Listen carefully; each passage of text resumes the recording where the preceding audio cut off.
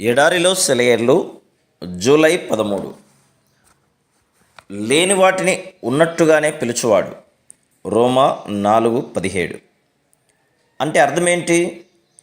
అబ్రహాము మనందరికీ తండ్రి ఎలా అయ్యాడు? అతడు దేవుని మాటను అక్షరాలా నమ్మడానికి వెనుకాడలేదు. అంత వృద్ధాప్యంలో తాను తండ్రి కావడం అన్నది అసాధ్యమే. మరి అది అసంభవమే. కానీ పిల్లవాడు పుట్టకమునుపే దేవుడు అతన్ని అనేక జనాంగాలకు తండ్రి అని పిలిచాడు. సందేహించకుండా దేవుడు తనకు చెప్పాడు కాబట్టి అబ్రాము తన పేరును అబ్రహాముగా మార్చుకున్నాడు. ఇదే విశ్వాసం. అంటే దేవుడు చెప్పిన దానిని నమ్మి రూఢిపరచడం. ఎదుట గుంట ఉన్నదో లోయ ఉన్నదో చూసుకోకుండానే విశ్వాసం అడుగు ముందుకేస్తుంది.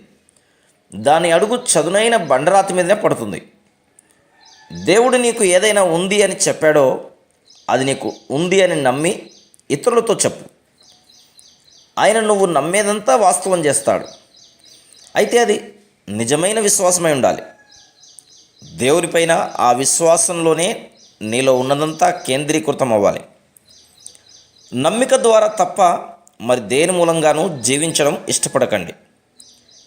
కళ్ళకు కనిపించే ప్రతి దీపము ఆరిపోయినా, నింగిలోని ప్రతి నక్షత్రానికి గ్రహణం పట్టినా, అంతా ఇడుములు చీకటి కప్పేసిన, కేవలం దేవుడు నీలో విశ్వాసం అనే దీపాన్ని వెలిగించి తన తేజస్సును కాంతిని నీ హృదయంలో నింపితే చాలు, నీకేమీ పర్వాలేదు. నువ్వు వాలిన అపనమ్మకం కొమ్మ నుండి దూకేయాలి. ఇహలోకపు క్షేమాలనే గూడును వదిలి బయటికి రావాలి. విశ్వాసం అనే రెక్కలు విదిల్చి ఎగరాలి. పక్షి పిల్లలు కూడా మొదటిసారి బయటకు వచ్చినప్పుడు అవి అంతకుముందు ఎప్పుడూ ఎగిరి ఉండలేదు కదా. ఒక సమయం వస్తుంది ఎగరడానికి. నేల రాలిపోతామేమోనని భయం వాటికి ఉండొచ్చు. కానీ అవి క్రింద పడవు. వాటి రెక్కలు వాటిని గాలిలో నిలబెడతాయి. ఒకవేళ రెక్కలకు ఇంకా బలం రాక అవి పడిపోతూ ఉంటే తల్లి పక్షి వాటి క్రిందుగా ఎగిరెళ్ళి తన రెక్కల మీద వాటిని సురక్షితంగా ఉంచుతుంది. దేవుడు కూడా నిన్ను అలాగే ఎత్తిపడతాడు.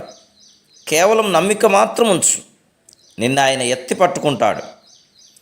అది సరే, నువ్వు ఇలా అనొచ్చు, క్రింద ఆధారం ఏమీ లేదే, ఎలా దూకను?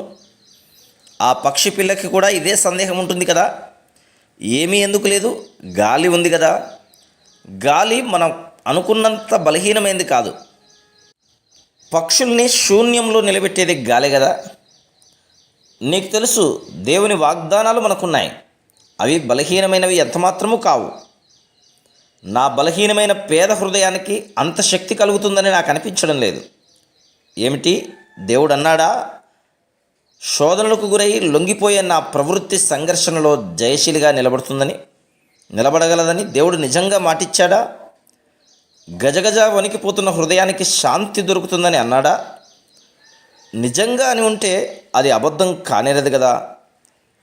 ఆయన అలా అని ఉంటే చెయ్యకుండా ఊరుకోడు కదా. నిశ్చయమైన ఒక వాగ్దానం నీకు దొరికితే దాన్ని అక్షరాలా నమ్ము. ఉన్నది ఉన్నట్టుగా నెరవేరుతుందని రూఢిపరుచుకో.